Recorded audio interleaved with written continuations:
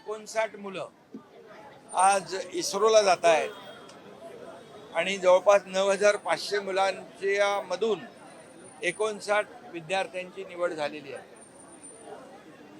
हे Thiruvananthapuram, Kanyakumari, rocket launching station अशा सर्व ठिकाणी ही मुलं 5 दिवसाचा दौरा त्या ठिकाणी ही मुलं करणार आहेत.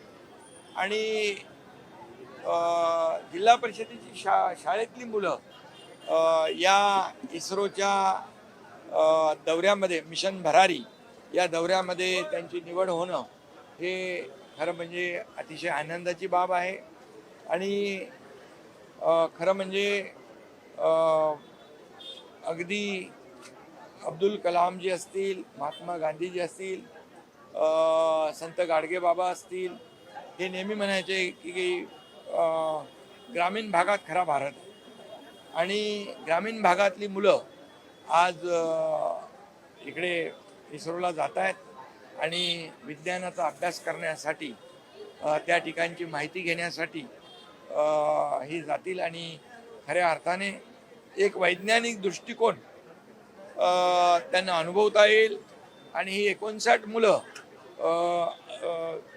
जी इस्रोला त्यांची निवड झालेली आहे, यांना 26 जानेवारीला मी जिल्हाधिकारी आणि CO आणि शिक्षण विभागाच्या अधिकाऱ्यांना सांगितलं की यांचा दौरा नियोजित करा आणि त्यासाठी 50 लाख रुपयांचा निधी तरतूद त्याची केली. त्यांना सर्व सोयीसुविधा त्या ठिकाणी मिळतील असं नियोजन केलेलं आहे. कुठे पैसे कमी पडणार नाहीत अशा प्रकारच्या सूचना देखील मी दिलेल्या आहेत.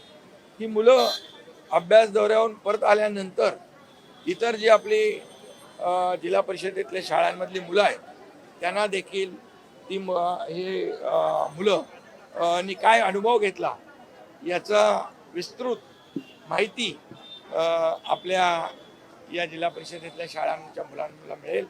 आणि खऱ्या अर्थाने एक जे आपण प्रत्येक बाबतीमध्ये, विज्ञानाच्या बाबतीमध्ये एक क्युरियासिटी असते, कुतूहल असतं, हे या दौऱ्याच्या माध्यमातून जे आहे प्रत्यक्ष त्यांना पाहायला मिळेल, अनुभवायला मिळेल. आणि म्हणून हा दौरा मिशन भरारी हा यशस्वी होईल.